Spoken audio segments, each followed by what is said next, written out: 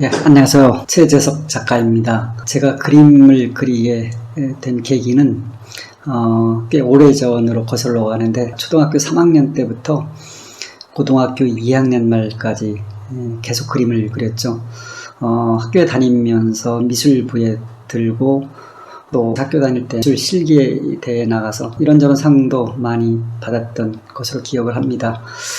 미대 가기로 목표를 세웠다가 고등학교 2학년 말에 포기를 하게 됐는데, 아마 경제적인 문제죠. 주변에서 미대 가면 돈이 많이 들고 해서 어렵다라고 하는 그런 얘기를 많이 들었습니다.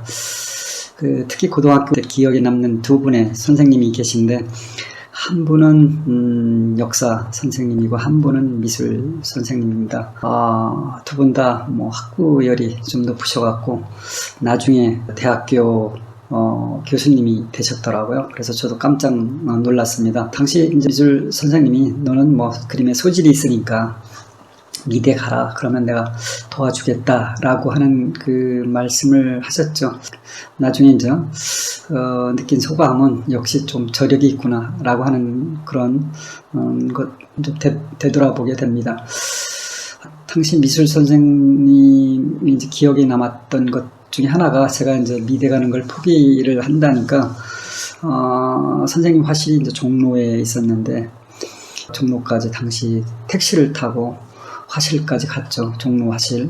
화실에서 이제 선생님하고 장기를 두면서 여러 가지 이런 말씀도 해 주셨죠. 끝나고 집에 와서 생각해 보니까 참 부담스러운 거예요. 선생님이 이렇게 잘해 주시는데 또 제가 그에 대해서 또 보답을 못 할까봐. 그래서 하여튼 선생님의 그런 말씀을 좀 거역을 하고 일반 대학에 가기로 했죠. 근데 역시 준비가 안 돼 있으니까 대학 가는 게 좀 어려워서 1년 재수를 하고 어떻게 하다 보니까 H대에 건축학과에 입학을 하게 됐습니다. 물론 당시 같이 그림을 그렸던 동료가 저보다 1년 빨리 H대 미대에 입학을 해서 그림을 그리고 있었던 때였죠. 저 사회생활 좀 하다가 일본 유학을 가서 일본에서 대학교 자료들, 그러니까 국립대 도서관이 이렇게 잘 돼 있구나, 한국에서 보지 못했던 그런 자료들이 너무 많은 거예요. 그러니까 건축학과인데 건축학과에 건축학과 도서관이 있고 그 도서관에 사서가 별도로 돼 있는 겁니다.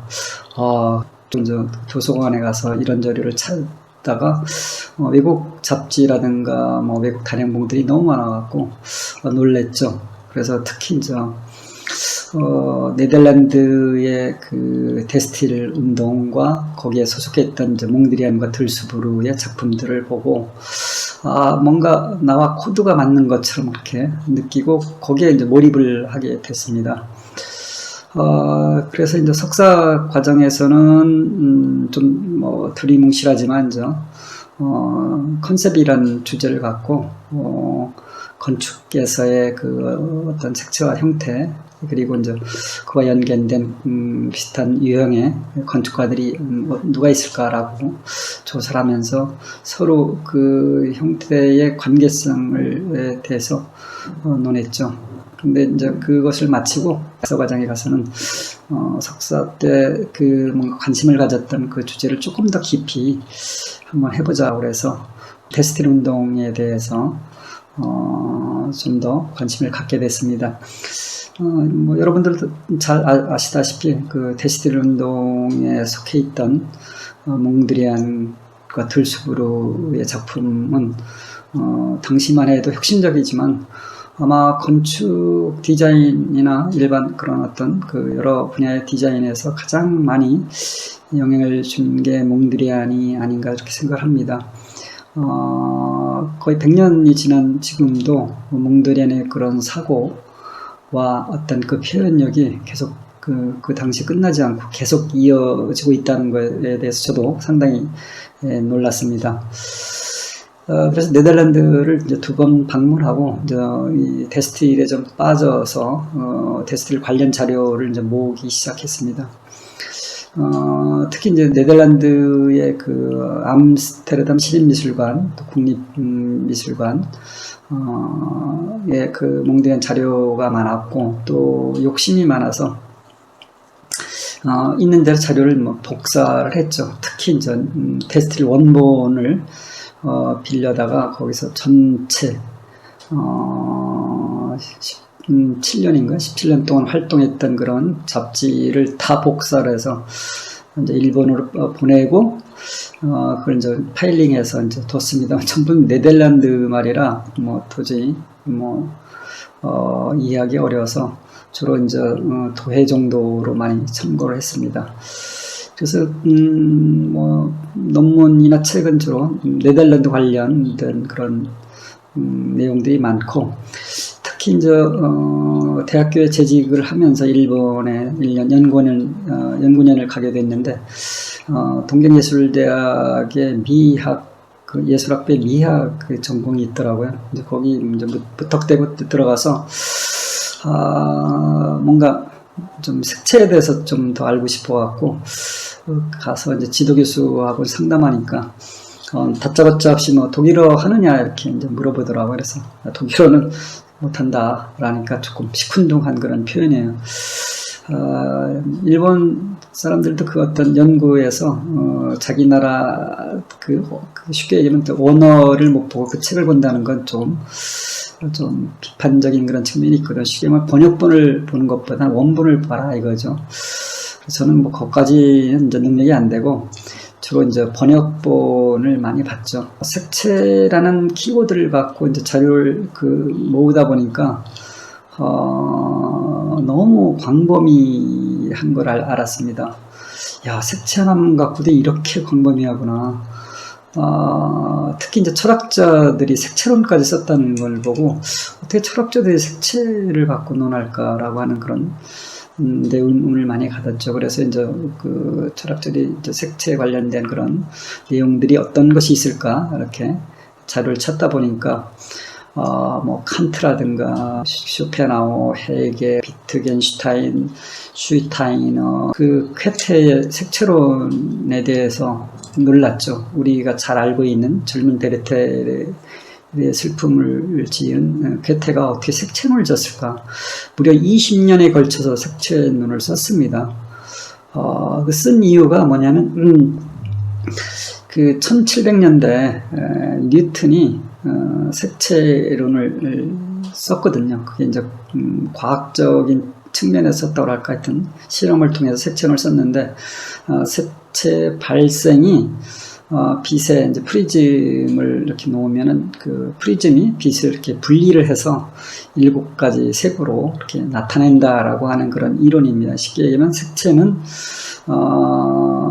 빛을 통해서 나누면 색이 된다라고 하는 그런 이론인데 이거에 대해서 쾌테가 아주 무자비하게 비판을 했죠. 물론 쾌테하고 뉴티온의 그 사이는 100년 정도 차이가 납니다. 그래서 쾌테가 뉴티온의 색채론을 비판하기 위해서 20년 동안의 그 노력의 결과를 갖다가 나중에 그 철학자들이 쾌테 이후의 철학자들이 엄청나게 관심을 갖게 됐죠. 색채는 어떤 그 과학적인 분리로 나타나는 것이 아니라 색 이전에 뭔가 색채를 만드는 어떤 그런 뭐 환경 그런 것으로 해서 색채가 이제 변한다라고 하는 그런 얘기를 주로 뭔가 그 실험과 그리고 자연 관찰을 통해서 증명을 해보고 그 증명한 어떤 내용들이 철학자들이 이제 공감을 하게 됩니다.